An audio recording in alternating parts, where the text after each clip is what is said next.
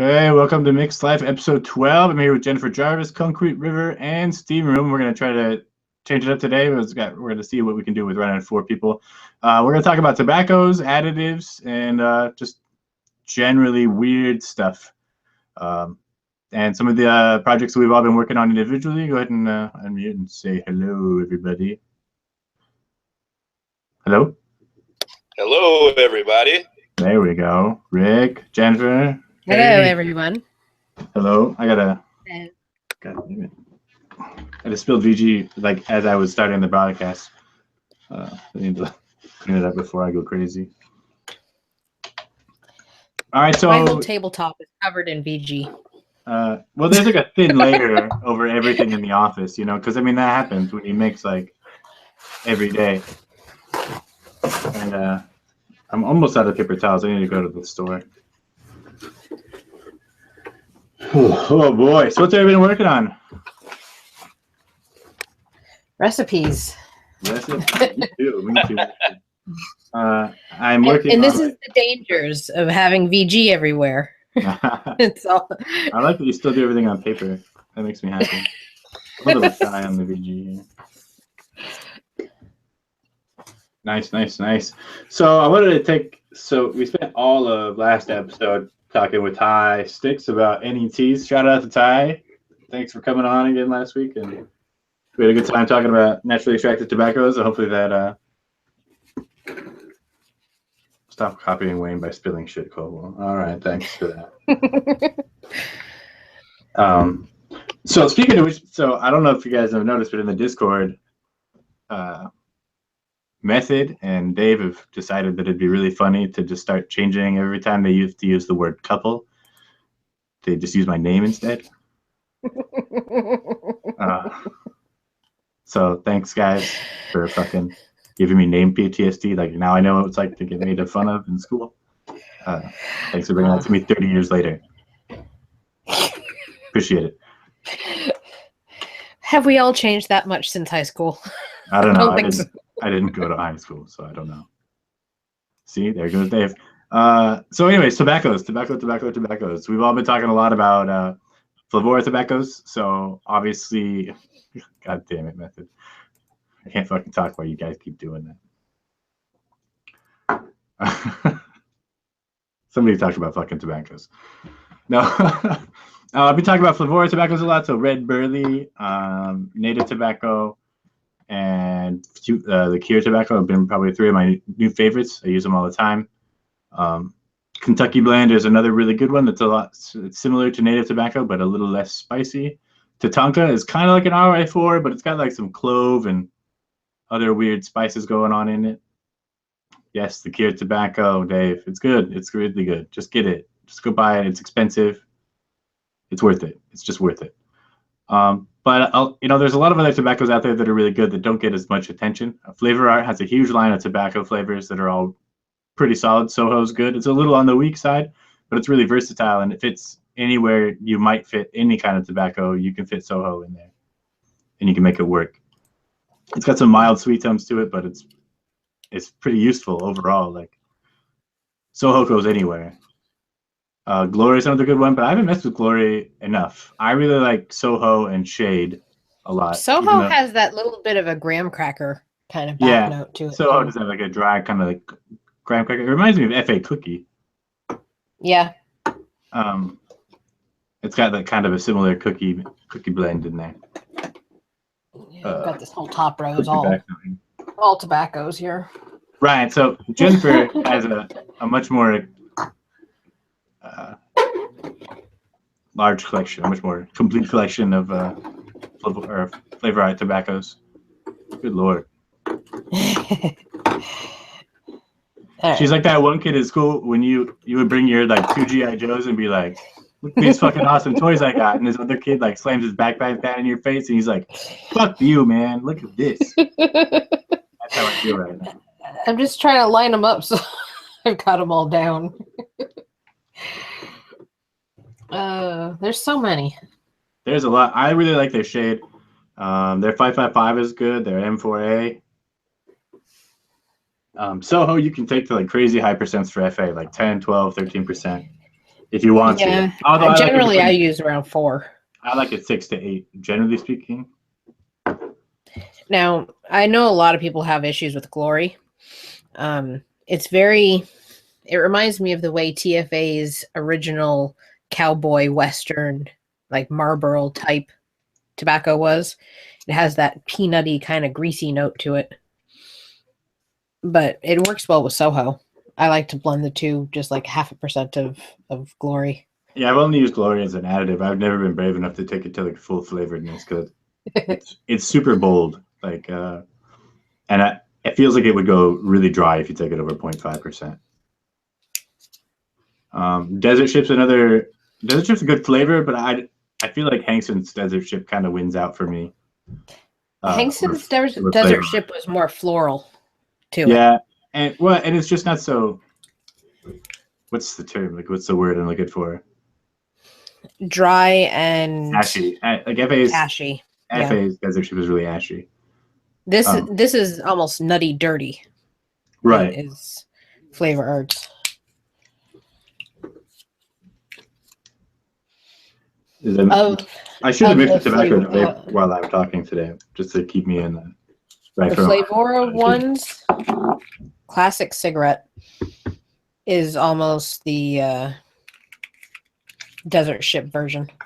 Yeah, it kind of reminds me of like a Desert Ship / Turkish, like the Camel Turkish Royals. Because Sweet Cigarette is completely different. Oh, it's over here. But the Turkish premium one, I have never actually vaped this one. This is one tobacco I actually haven't vaped. You like that, Darren? That's my backup girlfriend back there. Cleans the floors. Doesn't do the dishes though. Did you ever try Dusk? Dusk? No, I didn't. So I don't have like any of the FA tobaccos that have like weird names. Like Dusk was kind of like it's kind of like laundry. It's like clean laundry kind of tasting. It's weird. Like it's almost got a soapy floral note to it that I wasn't that crazy about. So one thing this guy, some vapes just asked, he's not vaped a tobacco vape, and he wants to know what they smell like in the vape form. He wants to know if they smell like a cigarette. No, not really. No. And they don't really taste like a cigarette either. Even like the cigarette blends, like don't. NET is the closest thing. I mean, that's going to be the closest thing to an actual cigarette. But even then, it's really still closer to like rolling a cigarette under your nose. Yes. Before you smoke it, right?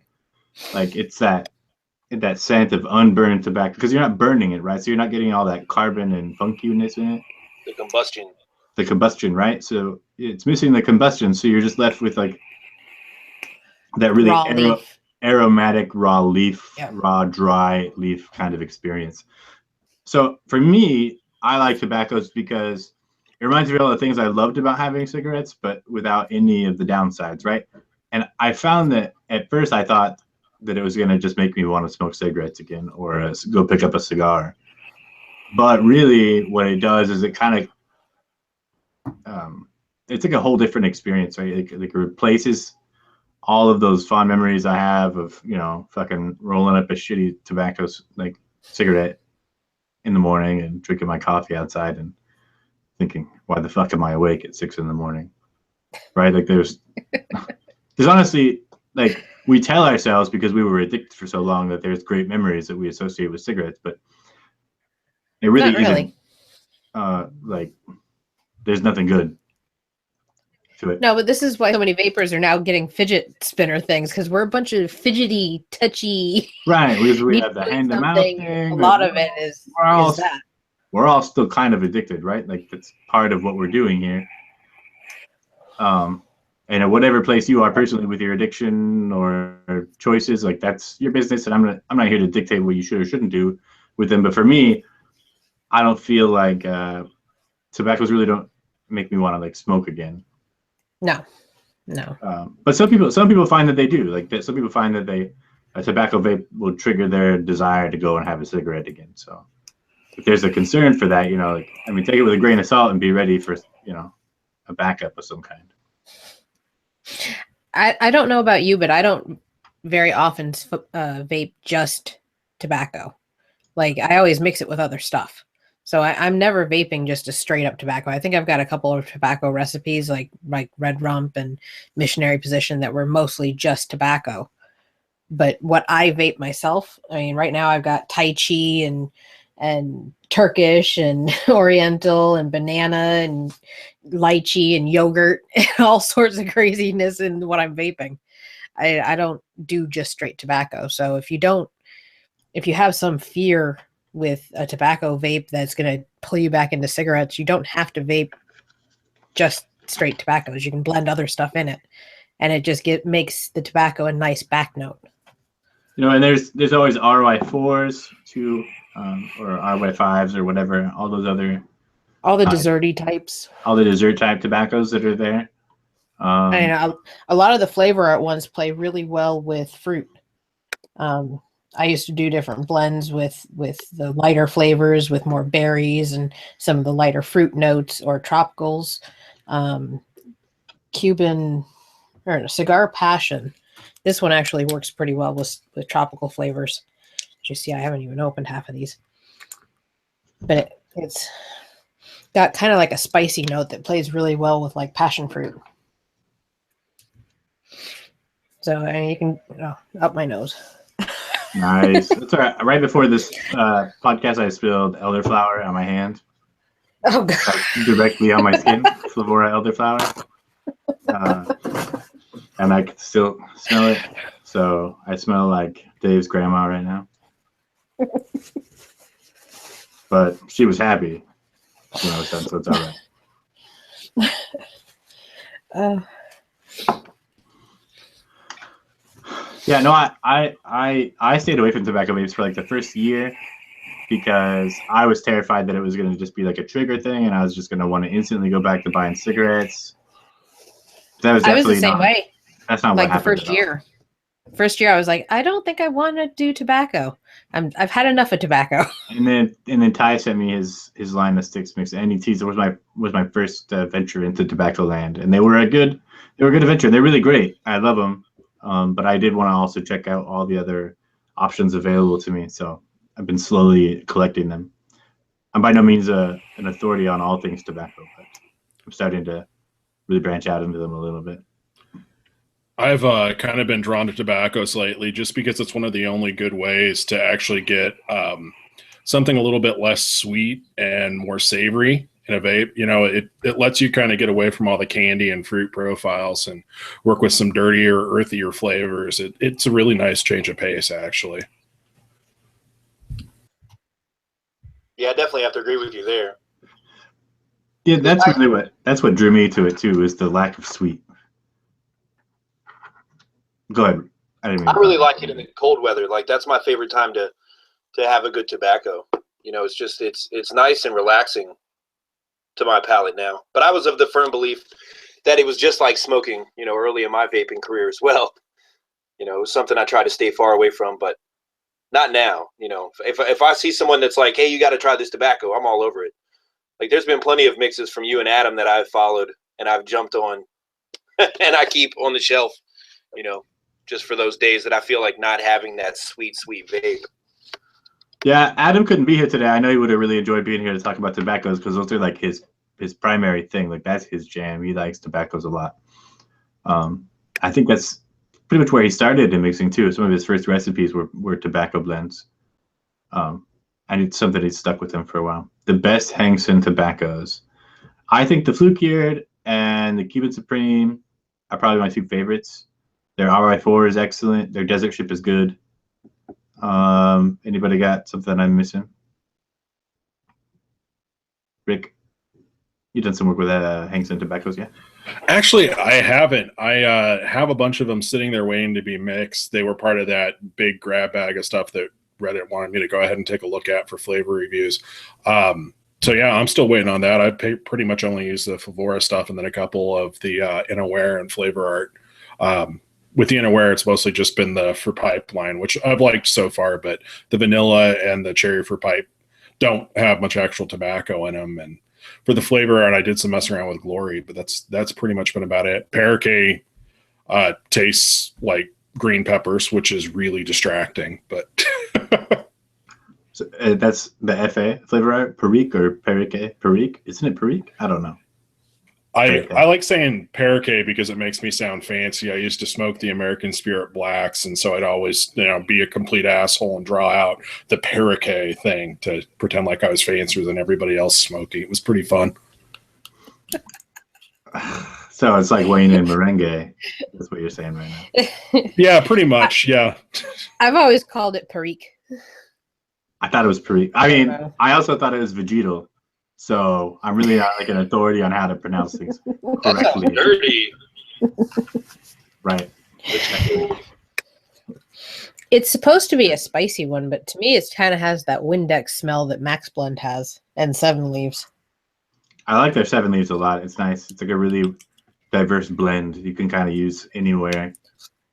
I think that's one. They're also different too.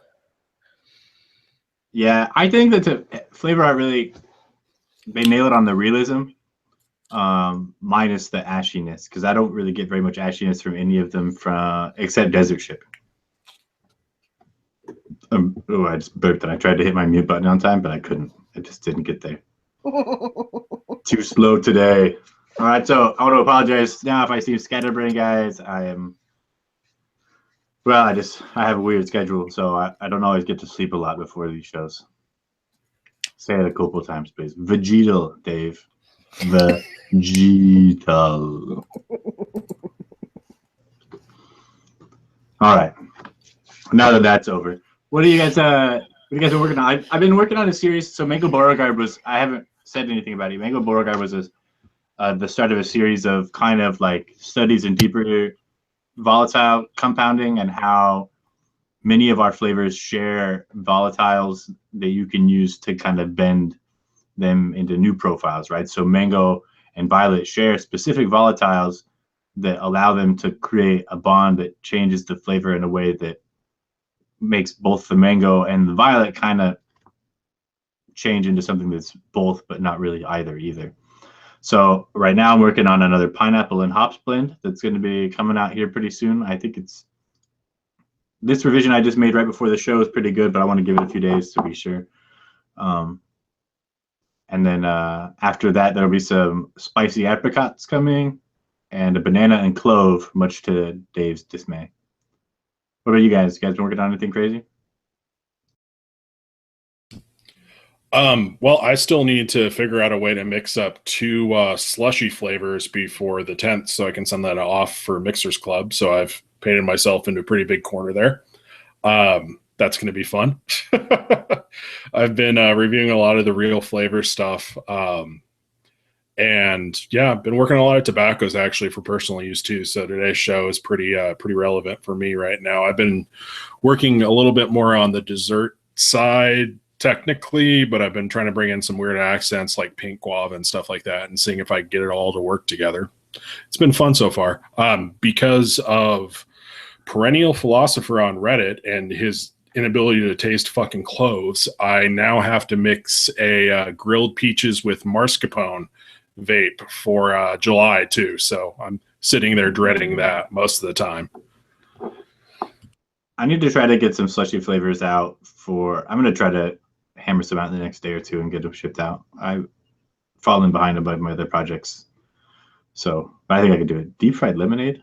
Did you guys just read that in chat? Zippy, are you high right now? Like on a scale of 1 to Wiz Khalifa, how high are you right now?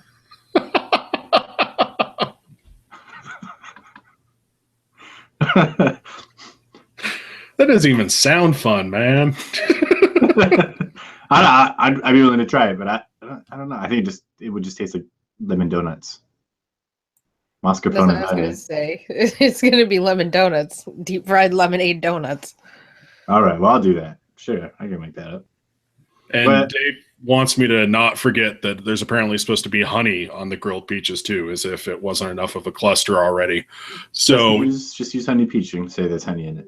Yeah, pretty much. No, expect me to go fully off the deep end here in a couple of weeks and just give up on mixing entirely because I'm pretty sure that's going to break me, but we'll see how it turns out. Well, you, Clayton, you've been a little off the radar lately. What's going on with you? Vacation, homie. I got a nice little break, man. That's nice. Where'd you go? I got to go to the Outer Banks, man, North Carolina. Outer Banks. Yeah, me and 11 other friends and family got to go out there, hang out, fly the drone a little bit, you know, have some fun. Got to jet ski a little bit. That was fun. You know, just off the radar, man. I really needed a refresh. You came back with a few more gray hairs than you had when you left. I'm saying, man, oh, the sun beats down on you. It effectively absorbs color from your hair, apparently. All right. Yeah. Right. Well, you, Jen? What kind of recipes are you working on? Any specifics or anything that stood out as something super exciting? Not really. No? I'm just doing single flavor test stuff, and I've mixed up some just things I was testing out. The cinnamon sugar pretzel is just making me mad. Yeah, we talked about the pretzel the other night. So it's weird because I get like a really forward pretzel flavor if I take it even half as high as you're taking it. So I'm not sure.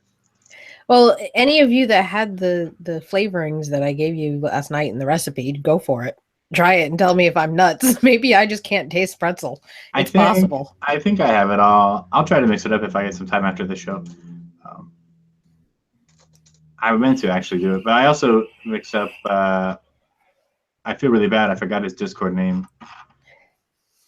I have to go back and look now because I feel terrible. Slash-o-low. He's the peanut butter lavender guy. I mixed it up, and I told him I was going to let it sit for a week, but I couldn't because I was too curious. So he's got this recipe called Vishnu. Uses peanut butter and lavender and some other stuff that I can't remember off the top of my head. But, and anise. But it's only 0.1 though, so it's not as bad as it sounds. It surprisingly works really well. I didn't think that it was going to be very good, but because I'm skeptical, but it worked out pretty nicely. I think the lavender kind of brings out like this green note in the peanut butter that makes it taste, I don't know, but fresher, you know, like more vibrant. It worked out well. It's good job. I'm gonna let it steep for a little longer before I do like a full review on it, but I liked it. It was good. It's one of the weirdest recipes I've seen so far this year, for sure. Except my own, you know, but mine are always weird, so I guess that's to be expected. Hey, so we had a question in the chat, and I'm not super familiar with tobacco one-shots, but are there any tobacco one-shots you guys would recommend? Adam has a one-shot on Chef's Flavors. If you look under the e-juice makers, it's called Southern Smoke. It's pretty good. I really enjoy it. The RY Whore at Chef's Flavors is also really good as well. I don't know about any on the States side yet. We haven't got that far, and there's not very many one-shots available in the States, so I'm going to assume that Sub vapes, are you from the UK or are able to order from the UK without too much like financial crisis? We'll see. Chefs has a pretty wide selection. The RY Whore for sure is good. I have it, and the Southern Smoke I tried a bunch of times. I really enjoyed them both. And then we got some more coming, hopefully soon. We'll be releasing some new flavors through Chefs next month at the beginning of the month, so be on the lookout for some new one-shots from Chefs, some summertime stuff.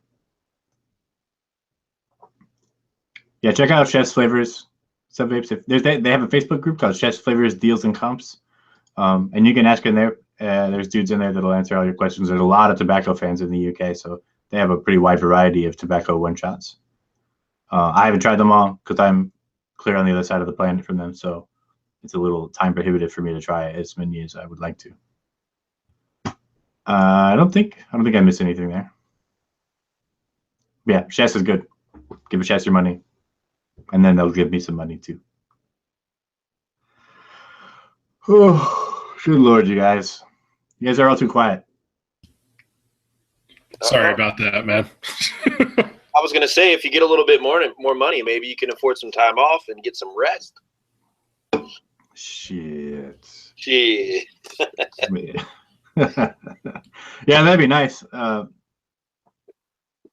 Things are moving in that direction, so hopefully pretty soon I'll be able to start stepping away from my regular job and start stepping more towards this. All my projects are always seem like I'm like 2 weeks behind for everything. I don't know about you guys, but yeah, I'm always always like 2 steps behind the ball game. I keep trying to work on this giant Flavora spreadsheet to release notes, and man, I just keep slowing down. That's exhausting. I took a whole rack because I got one of those like display cases for essential oils, right? So I got another one coming because now, for whatever reason, Wonder Flavors sent me off another rack load of flavors that I never asked for, never reached out to them for. They just sent them to me. I got an email and I'm like, okay, all right, I need another rack now. Thanks. So I got that set up. But I just said, like 3 weeks ago, I said I'm going to mix these up all at varying ratios. I just did a whole rack of like 5 ml single flavor test bottles. And now I just have to sit down and make notes. But my lazy ass has not been able to do that. So they're just sitting there like steeping. So I guess I got to make notes on the steeped flavors. The notes don't have to be super detailed. Like the actual notes, when you go to release like an article, usually like I only have like a paragraph written maybe at most about the notes. And then I just kind of like roll over the experiential stuff that I thought of when I vaped it as I go. But it's the dedicating the time to writing reviews. Rick has been like kind of a pioneer in that department, really taking the flavor reviews on Reddit to like the next level, and then to like 5 more levels after that. Jen does it too on her website. I feel like that's not mentioned enough. Like she needs some praise there too. But I feel like I'm going to be in competition with people. You know what I mean? I feel like I have to be long-winded in some form or fashion. You really don't. I mean, you need to just get the main thoughts of it. Like, can I just say it's good? It's bad. Well, you need to be a little more descriptive than that. Give us the aromas that you taste at least, and then how you would use it. That's really kind of what the flavor notes are for, is just helping other people say, oh, this sounds like it'll fit into this, profile. Maybe I'll try this one. I got you. So like Flavora's cantaloupe, how it floods your nostrils, when you blow vapor out. Like yes. It's a very upfront aroma, which works well in flavors that you want that upfront. If you don't want such an upfront one, you might want to go with Flavor Arts cantaloupe or TFA's cantaloupe. So, and that's kind of what I use my notes for, is like, I'm just trying to help people like, oh, I'm looking for this flavor. They find my, flavor notes and they're like, oh, well, maybe this is the flavor I want, or no, this isn't the flavor I want. I'm going to try something else. I'm still in the B's on Flavor Art for notes. So it's so slow going. Clayton, I'm glad you mentioned that, how you feel like you're in competition with people that are doing stuff. So Rick and Dave and I were just talking on Facebook chat last night about Mixers Club and how participation has been kind of low, and how some people may be feeling like they're kind of competing with us because some of the more active names in DIY are active in the Mixers Club, and we're kind of using it as a way to test bed our recipes. And I just wanted to point out, that we're just mixers like you guys too. We talk about a lot of stuff, and we may have been doing this longer than some others, but it's not like a competition. Like, we're not putting our dicks out on the table every time we put a recipe out to show you how big it is, right? Like, I could do that without having to release a recipe. So like, you don't have to feel like people aren't going to like your stuff if just because there's other people doing the same thing you're doing, right? Like, it's not a competition. It doesn't have to be a competition. It only has to be as competitive as you want to be. If you want to be competitive about it, that's cool. But most of us are pretty chill, and we want to see what other people are doing too. Like, it helps us think. It helps us see the perspective of other mixers, and seeing the shared perspectives is what helps us all grow a lot. So if you're nervous about releasing recipes or doing something in Mixers Club or releasing flavor notes because you don't think that they'll hold up to something that somebody else is doing, then don't do that. Just get it out there, man. People will pay attention. People will listen. There's always somebody that's newer that's going to appreciate what you're doing, even if it's just a small thing. I've been wanting to get involved in Mixers Club for a little while. Dave and Rick have gotten me really interested, because I keep hearing about these crazy profiles that they're working on. PB&J, I think, was the first one that kind of had me like, huh?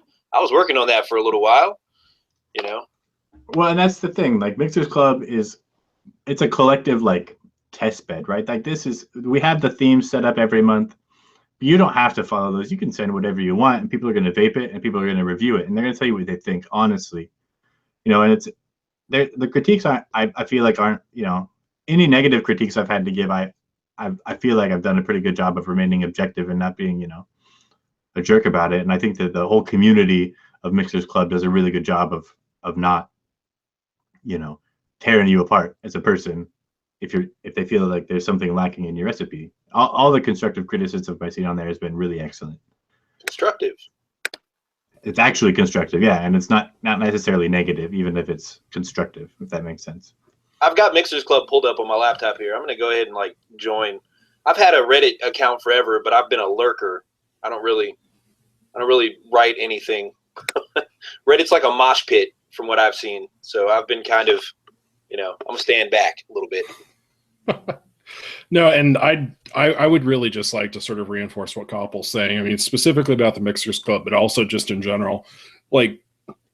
First of all, for the flavor note thing, Jennifer's flavor notes are amazing. She's somebody who actually knows what she's tasting, so you can get away with that kind of brevity. A lot of the wall of text stuff with flavor notes, for me at least, I can't speak for other people, but a lot of it is me just trying to figure it out on the fly because my palate isn't fantastic. And there are so many concentrates out there right now, and we basically need all the input that we can get. I mean, you're not going to have anybody who's tried all 10 different strawberries available. You're not going to have anybody who knows every single orange. And so we're pooling information, and anything that you can do to help that. There was somebody on the Reddit who was worried about releasing some notes on tobaccos. And it's we need all this information because especially with stuff like tobaccos, even if you can kind of get us in the right direction, the profile it actually is, that makes that actually helps a lot of people, because nobody actually knows what 7 leaves is supposed to taste like. So if somebody could put out some information and talk about the profile and that kind of stuff, it's fantastic. I think more community participation is better, really. I mean, I have very rarely seen, and I hang out on Reddit a lot, I've very rarely seen people get ripped on for not providing enough, information or effort. I mean, there's a couple low effort cases, but really, if you're thoughtful, obviously contribute as much as you can. It's a DIY community, and it really helps. Well, exactly. And so the thing about that is that, because there's only a handful, and this is something that's rampant in DIY, I think, all over, not just in Reddit, but on Facebook and on ECF and everywhere else. It's really on a few very vocal people that put out a lot of information. And then many others that are trying to slowly get their bearing, but then every year, 1 or 2 names, they'll start to develop a little bit of a reputation. I think a lot of people just end up intimidated by feeling like they're going to be in competition, but we're not in a competition. The market, it's a virgin market, right? If we're talking one shots and deals or even ghost mixing and stuff like that, it's a virgin market. There's not very many competitors. In fact, we need more competitors in order for us all to be successful. So not just for one shots or actual business stuff, but just for information. We all need more information and more activity from more people all the time. I want to cultivate that sense of community is the most important part of what we're doing. Because in order for DIYers to grow, all of us need to pitch in. It can't just be a handful of people, because what's going to end up happening is a year from now, Rick is going to fucking lose all his hair, right? His mustache is going to fall out, and he's going to have 3 little gray twirly strands right here, and he's going to be fucking insane, right? Because all he does is flavor notes all the time, and he's crazy. Right? So we want Rick and Dave to have breaks, and we want Jennifer not to go gray before she's 40.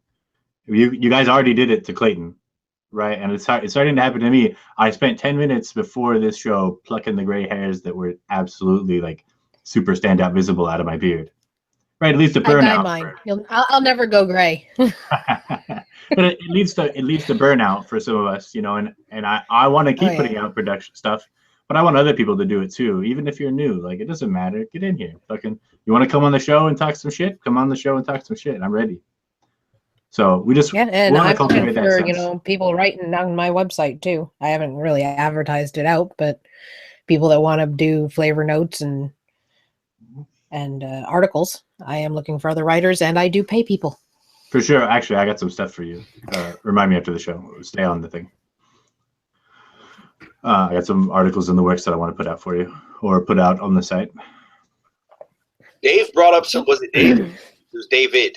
Just brought up Real Flavors baked bread. I haven't tried that. I literally just got my first Real Flavors in, and according to couple previously on the show, prior to coming on the show, we were talking about their fruits not being very outstanding. I haven't tried any of their fruits yet, but the one that you haven't had their strawberry. No, it's actually their strawberry is pretty good, but it's not strawberry like it's not like Flavor Art strawberry. It's it's more like the strawberry syrup from McDonald's. Okay, so more like geared more towards sweet strawberry. Yeah, it's like a strawberry sundae topping. Well, I think my experience with Granny Salt, I've only tried like a handful of their fruit flavors. So just the fruits that I've received so far, and from what the reviews, like everybody raves about all their bakery flavorings, but I don't hear very much about their fruits in general. So that was just kind of the general consensus. Shot in the dark. Well, and I'm not very far into their line at all. I've done about 7 or 8 flavor reviews from them so far, but I'm just to be contrary, and I'm finding a lot of their bakeries are a little bit too busy, and they all seem like kind of front loaded. Like you get this really big burst of flavor up front, and then after your wicks aren't saturated, they die down. Like I found myself over dripping almost constantly on Real Flavors, just because I assume the wicks dry because I'm not getting the flavor out of it. So I'll have a couple more Real Flavor reviews out, but I have a feeling it might be one of those companies that just doesn't end up agreeing with me. Yeah, I don't know. I'll eventually get around to ordering some more of their stuff pretty soon. I'm still like neck deep in tasting Flavora, and like Clayton mentioned, by surprise, Frank, the owner of Wonder Flavors, emailed me and said, "Hey, would you sign up for an account on our website? I want to send you some stuff." And then like an hour later, a few hours later, I had an order email. I didn't order anything, obviously, but they got a bunch of new super concentrates they're coming out with, and they want me to try them. So I got some of those coming soon. I think it's like 10 or 15 of them or something. I can't remember. There's quite a few. Yeah, and I should probably clarify. Any of those. What's that, Chip? So I wonder if I'd be able to vape any of those Wonder Flavor ones. I'll send you some. I think they're 30 mils, so I'll send you 10 of each or something. I got plenty of bottles. Go ahead, Rick. Oh, I just wanted to clarify, too, that my experience with Real Flavors has been dictated entirely by the nonsense that Dave told me that I should be testing, because he's the one who wrote up the big list for that Reddit what should I review thing with the money from the Dogma recipe pack. So a lot of it is just mean-spirited and terrible. So that may be part of my my consternation there. That could be it. Yeah, I got plenty of bottles. Thanks to Matt Digital, got drunk one time and it sent me way too many bottles on accident. Now I have hundreds of bottles. And that's all right, because I'll use them. I'll use the shit out of them. Well, I tried all their original ones. They actually sent me the whole line, and I ended up sending Graham the whole line because I couldn't vape any of the original ones that I got. So I don't know if they've changed the super concentrates or not. Frank was telling me they were going to do some reformulations. So yeah, he said they were reformulated for the super concentrate line. So I'm sure that. So I think that the way they have to concentrate sweeteners changes when you get to the super concentrate range. And I think that may be why it doesn't affect you so strongly or at all. Maybe. I don't know. I'm not a chemist, so but I would assume that's probably part of the case, because sucralose doesn't work in the same way when you're working with like the different, like once you start changing parts per millions. He's usually a little drunk when he interacts with me. That's good. Good to know. Yeah, pretty much that's what I do every time I have a show. I just shove everything in that closet right there and then vacuum. No, my fucking cat is an asshole, and sometimes he likes to like scoop half his fucking litter box out onto the floor after he goes pee. So I have to vacuum like fucking 3 times a day, because I'm not picking that shit up by hand. That's why the vacuum is there. But that's all right. I don't really care. And because I don't really like, I actually don't do a lot of straightening up before a show. I usually am dead asleep 15 minutes before I set everything up. So there's that. So these are always on the fly, and I do not nearly enough planning for any of them. But that's all right with me. We have a good time. What else was I going to talk about today? Other additives, weird additives. Rick, you've been working a lot with wood spice besides. I don't. He's sleeping right now, Ty. I don't know. I'm not going to get him. He's fat as fuck. I'll probably throw my back out trying to pick him up. I've been getting some attention now. That's good. I've been working a little bit with wood spice. I really like the idea that wood spice is a thing that exists, and I know you used it in that Hinterlander recipe, and I kind of wanted to like one up the weirdness there. So I went with like I literally had no idea what to do with sandalwood. I know it's, you know, more of a fragrance that you see in like colognes and perfumes and stuff. So I actually went and started looking up the pairings on like for DIY perfumery and that kind of stuff. And grapefruit jumped out. And so I've been trying to figure out a way to cram pink guava, wood spice, vanilla, and then a pipe tobacco together. So it's been fun so far. It's definitely an interesting way to mix. Kind of run into the problem that I'm not quite sure what makes up a pipe tobacco. So now I'm trying to get that part of the recipe nailed down, but it should end up being pretty fun. If I end up using Flavora, which I probably will, the steep time shouldn't be too crazy on it too, which is kind of awesome for a tobacco. So you know what makes a pipe tobacco? Moisture. What's that? Moisture. Okay. So like what would you suggest to add some moisture to it in the Flavora line? Because I tried some lovage, but it seemed like it was kind of thinning the entire thing out. Yeah, I don't know that lovage is the right approach. So you're using pink guava, right? Yep. What about pineapple? Pineapple, you say? That's just crazy enough to work. I actually like pineapple and tobacco together. Yeah, right, and yeah, that's exactly why I thought that, because of that cigarillo or that pineapple Swisher Sweet recipe you did for the Mixers Club like 2 months ago. Yeah, it's super good, and I could see pink guava working really well with it, and the wood spice probably doing some really, really good things. But pipe tobacco gets its magic from the fact that it's not like 100% dried, right? It's a little moist still, and it's a little sweeter. So you want something that's a little sweet and a little damp. You got a little juiciness to it. I think I don't know. That's what I get from pipe tobacco that I enjoy. So I mean. Well, and that's another reason that nobody should be intimidated by Mixers Club, because we do weird shit like send each other pina colada cigarillos. So, which was, for the record, delicious. You also sent me the hand lotion one. I did. I like that hand lotion one. It turned out okay. It was good. It was good. I just I really enjoyed it, but that coconut extract, man, it's violent a little bit. Yeah. Well, I like it. And that was me and you know, when I released that later as the Colada Affair, that was me kind of trying to play with the experience and like trying to put some sort of framework around the idea that, yeah, this isn't a realistic pina colada, it's more suntan lotion, but hey, maybe you're in the mood for that. So what were you putting in with your pink guava tobacco? Oh, it's right now, let me see, I have the recipe on the bottle in front of me. Right now I have 0.25% wood spice, 1% pink guava, 0.5% of lovage, and then 2.5% Inawera black for pipe, and 1.25% of vanilla shisha. Suggestions I would make would be 2 drops of candy roll will give you wetness, or 3 drops in a 30 ml. I'm not measuring this out. I'm just kind of going off the top of my head. 3 drops of sour sop could also help with the pink guava, and or like 0.35% of pear. Any of those will help with making wetness, but the pear will also give you more texture in with your tobacco. Am I crazy in thinking that their pear is kind of a brutal throat hit, at least fresh?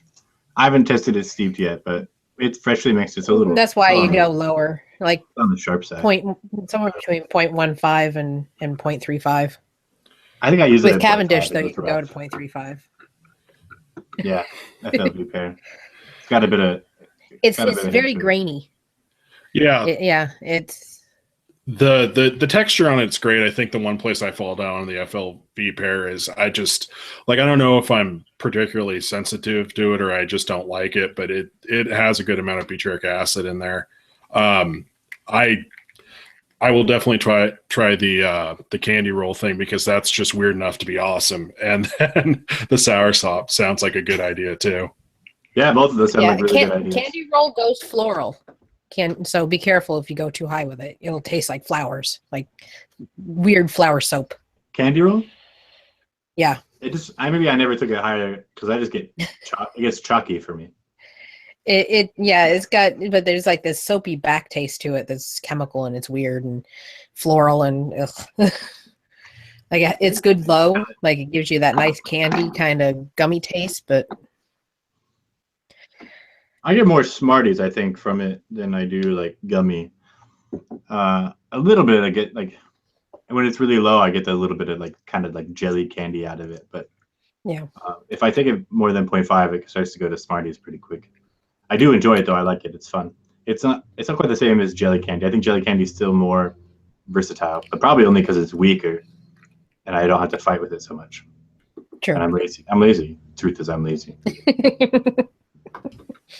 Yeah, I actually like candy roll quite a bit just because and I'll totally agree that there are some weird off flavors, especially if you overdo it, but it is head and shoulders above some of the Flavor West candy texturizers too. It's actually fairly clean for what it is, which is nice. You just have to use a light hand. Which reminds me, I actually want to check out the RF Swedish gummy because Swedish gummies, like Swedish Fish, were like one of my favorite candies. They still are one of my favorite candies. But Flavor West and TFAs both fall like super short in that department. So I want to see if Real Flavors has done a better job with it. Peach gummy single flavor for FLV. I don't know, like 1.5% probably is super high enough for it to be like a single flavor. Maybe 2%, but I probably wouldn't go that high because it gets a little weird for me. It's good though, and the cool thing about that is that you can really easily change that peach flavor to apricot or mango or like any of the other kind of like tropical veins with just a little bit of bending, and then you can do all kinds of cool gummy flavors with it. I think that's about it for me for the weirdness. I just finished doing some new one-shot stuff for Chef's Flavors. It'll be coming out in July. I expect for those of you in the UK to start seeing some samples, hopefully popping up soon, and we'll start talking about. I got a pink lemonade with a berry blend, and then a new fruit menthol coming out. And then I can't remember what Adam sent, but they're both pretty good, I'm sure. And then Adam just released, for those of you who didn't catch last week, Adam just released a new one-shot with e-cig, as well as ID10T or Dave. And Zesty Vapes, all three released them. I don't think I missed any, but it's just those three guys, right? Guys, yeah. Yeah, I think so.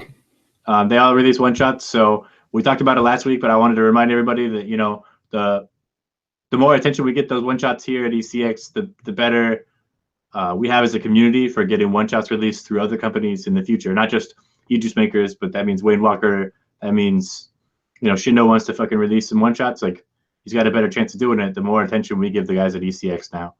The more successful they are, the more successful we can all be later. So it's way more about making our guys some money as it is about, hopefully giving everybody else a more potential future entryway to the market in the long run. So definitely be sure to check those out, show them some love. And, and also feed us too, because we're hungry. If you guys didn't notice, Adam's looking pretty skinny on the last show. And I think the guy could use a cheeseburger. Yeah, he definitely could. But yeah, the bigger the platform that the stuff like the one shots ends up getting, the more people you can actually end up dragging on there without anybody, having to throw any elbows too. And so that's good. I mean, the bigger that market is, the better it is for everybody. And I think that there's a lot of unspoken market, for it, because there's hundreds of people or thousands of people, tens of thousands of people maybe even, that are looking at DIY now, especially with the FDA regs creeping up closer and closer to shutting down juice companies. And we've already been seeing closures all year long. the more people are going to start looking towards that. And there's going to be a lot of people that don't want to fuck with having 100, 500 flavors on their desk and having to take, an hour or two to sit down and mix. They just want to get up in the morning, throw some shit in a bottle, shake it up, and be done. Like, they don't even want to do that, but they want to have juice. So that's a good way for them to save money and get it all at the same time, right? And they don't have to buy 100 flavors or do all the testing and weird stuff that we do. So it's important to show them, It's a good starting point for most beginners. And it is try out. And it is a good gateway. You're right. Like, for people that want to kind of test the waters, like, that's an easy, cheap way for them to spend $20 or $30, $40 on some basic supplies and a one shot, and have a pretty sizable amount of juice for much less money, and kind of get a feel for whether or not they want to even mess with mixing in the first place. It's also a good way to get your friends and relatives off your back for mixing juice for you. Also true. When grandma comes over and she says, "I'm out of juice, Rick, hook me up." Yeah, you just go ahead and you tell them to buy a one-shot off e-cig and a gallon of premix and tell them to go nuts on it instead of having to bust out a bunch of 30 milliliter bottles. But I'm lazy and selfish, so that may be my thing. That's good. It's just good. It's good for everybody. And I have one shots that I use sometimes too, not even just to get people off my back, but sometimes, like, I just don't have time to fucking stack 20 bottles up to last the whole week. Sometimes I got to just knock some shit out real fast and have it set aside and steeping and be done with it. Because I don't always have a lot of time to sit down and mix. Sometimes I have a lot of stuff going on. So I think it's good. It's good. The whole thing is good. And the more we grow the market as a community, like, the better it's going to pay off for all of us, for everybody involved, not just the people that are selling recipes or one shots, but for everyone. So definitely give those things a try. Are the flavor packs on BCS still a thing? Are they still going?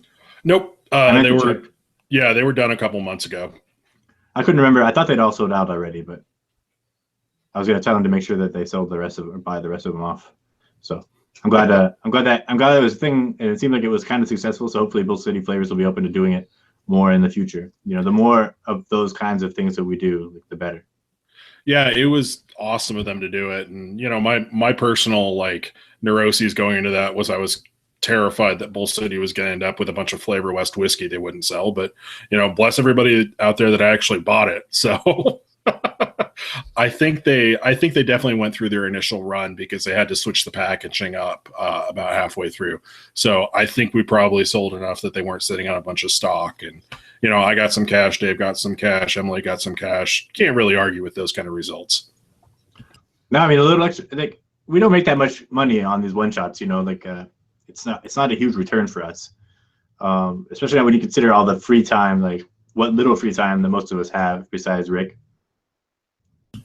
Hey, the free time the amount of time that we put into it is valuable, and the return on how much we make on one shots is pretty small. So, we're not here to make millions or take all your money. I mean, making millions would be pretty awesome, but I don't have any unrealistic expectations that'll happen. It doesn't. This doesn't pay my bills or anything. So, well, maybe one bill, like a really small one, maybe. You guys got anything else? We're hitting our hour marker here pretty soon. We got like 10 more minutes. Anything else you've been working on, Rick? Yeah, so I'm perfectly fine bullshitting about tobaccos a little bit. My grievous misuse of them. So I've been kicking around the idea of doing a apple pie RY4 forever, and originally I'd started out trying to use those e-juice makers first 25 concentrates, and then I gave up on that. But I'm back to it right now. So to pair with an apple pie kind of base without the cream, what would your go-to tobacco end up being? Because right now I'm using Tatanka and Cavendish from Flavora, but I'm definitely open for some suggestions there. I think Tatanka is a good start, but the spices in it they might be too much to go alongside the spices in apple pie and apple filling, because it's already pretty spicy, right? So I feel like Tatanka might be like making it muddier, like the spice blend on top. I might instead think about using something like slight, because Tatanka spices are really super high. Yeah, and I'm kind of noticing that too. I think it's a good idea in theory, but yeah, I'm running pretty hard into those spices. So I'll probably end up switching it out for an unspiced tobacco blend. And apple filling definitely has a good amount of cinnamon in there. And I think that the two are kind of building up on each other right now. But yeah, I think maybe like the Kentucky blend and cured would be good. That was the one I just picked up, was Kentucky. I think Kentucky goes with apple pie filling. And I think the Cavendish is a good choice. Because it's got some of those kind of like mild, non-vanilla-like notes, but that aren't maybe specifically vanilla. You know what I mean? Just like that sort of like vague sweetness. 2 questions here real quick. Somebody asked for beginning percentages for florals. And that is like a super huge question. Because there's like 50 good 20 good, floral flavors. And my best advice, in tea flavors, I only really use FA black tea and FLV Flavora lemon tea the most.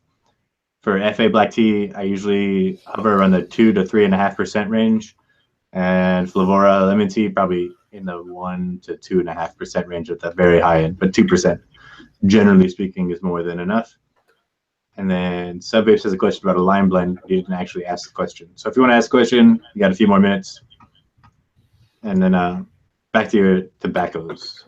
Tobacco. I think the Cavendish is a good choice. And then Kentucky blend would be a good also option. And cured is always pretty much welcome anytime.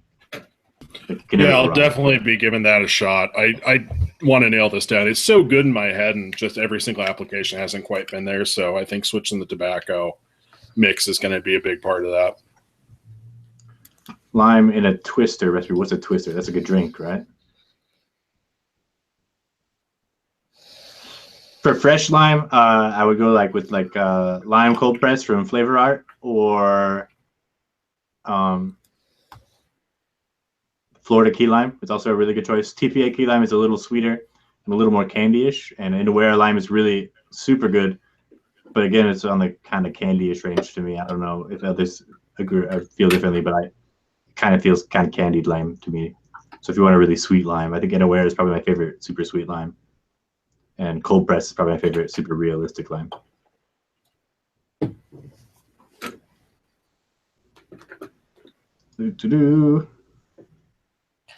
I lost my Cavendish. Trying to read the chat here. An iced lolly popsicle. Inawera lime and Flavora lime would be the two I would use for like an iced popsicle.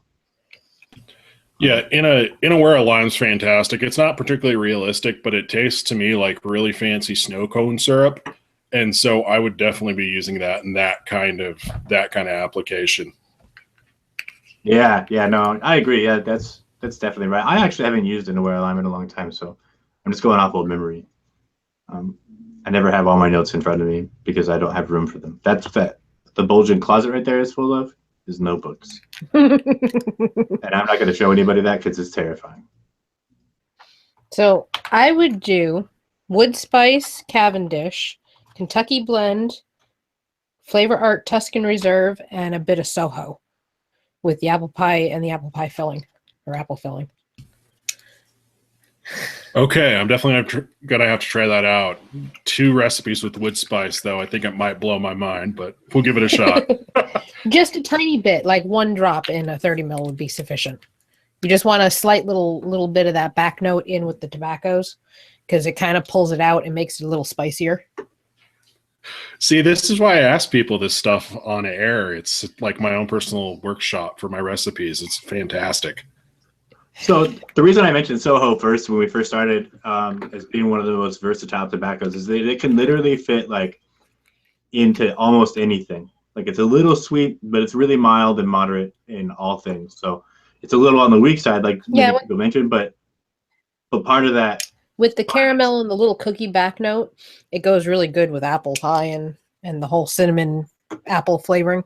Part of its strength as a tobacco is that it's on the weaker side and that you can really work with it and it's easy to bend to your will a little bit more. So I see Clayton return to us. Clayton, you got any last words? He's eating. You really had to ask me when I just took a bite of pizza? Yeah, buddy. Okay, good job. I have rice pudding for me downstairs. You caught me. Yeah, I'm a fat guy. Like a real fat Papa guy. John's. Oh shit, son. Um, I haven't had a Papa John's pizza in like years. dude, I got the hookup out here. I get 50% off everything. Nice. I used to bang the manager. But Well, thanks for that. well, yeah, open doors, man, open doors. I don't know. I just had a really indecisive customer. So, yeah, that was fun. Felt like blowing my brains out. I went to a vape shop for the first time yesterday. I went to 2 vape shops. And it was a horrible experience. It was depressing. Really? Yeah, they had like 4 shitty old RDAs, like unpolished copper, sit on the shelf with like the green edges, Yeah. Started to accumulate, and a bunch of new tanks and like shitty hype mods, but not anything nice. Like nobody, everybody, it was just all junk, And then Sounds like you just described a veil. yeah, that's what all the shops in town were like.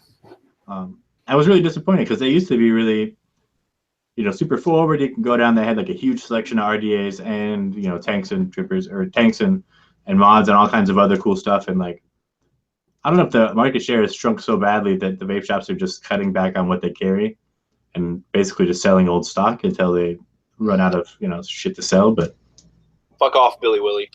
it's pretty grim out there. It's pretty grim. Yeah, a lot of people here I've noticed have been popping in. Mr. Burgundy's the manager. I don't know. I might be into that. But yeah, a lot of people have been traveling from around the state to come here and like meet me and stuff. That's pretty cool. They come in, hang out, we talk DIY. Sometimes other customers come in, and I'm not shy about it. I talk about DIY all the time. I'm a manager here, and I actually I prefer to educate the people that come in and ask questions. I'm not shy about it. I'm not going to be like, no, don't buy our juice. Nah, man, you can look into DIY. Here's my channel. Check me out. Here's some stuff on ATF and ELR. Really easy. More people that DIY, the better off we are. Word. Well, the last note for our tobacco extravaganza today is that, I've seen in chat probably 10 times, 20 times that people are afraid of tobaccos. Like, don't be afraid of tobaccos. Like, worst case is you vape something and you don't like it. It probably wouldn't be the first time in DIY, and it certainly wouldn't be your last.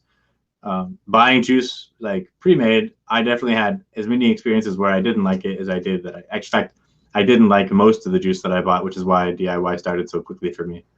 Don't be afraid. Just try it. Buy some less expensive flavorings, a couple of really easy, versatile ones, and go for it. If you think you might be interested, don't be scared. It's good. I like it. Lots of people like it. It's not like smoking a cigarette to me. It's a lot more like smelling that freshly rolled tobacco into your nose before you vape it. It's really good. They take a little more attention to balance, but not too much. They're not like florals or anything super crazy lofty. So we'll be back next week. Same bat time, same bat channel, all that good stuff. Dave and Ron just admitted to their love affair in public, so that's a thing now. I'm really happy for him. I'm happy for you guys. Be sure to send us wedding invitations. Nothing but love, guys. Right. I got no more words today. So enjoy. It's been a good show. Thanks for coming, everybody. And we're done.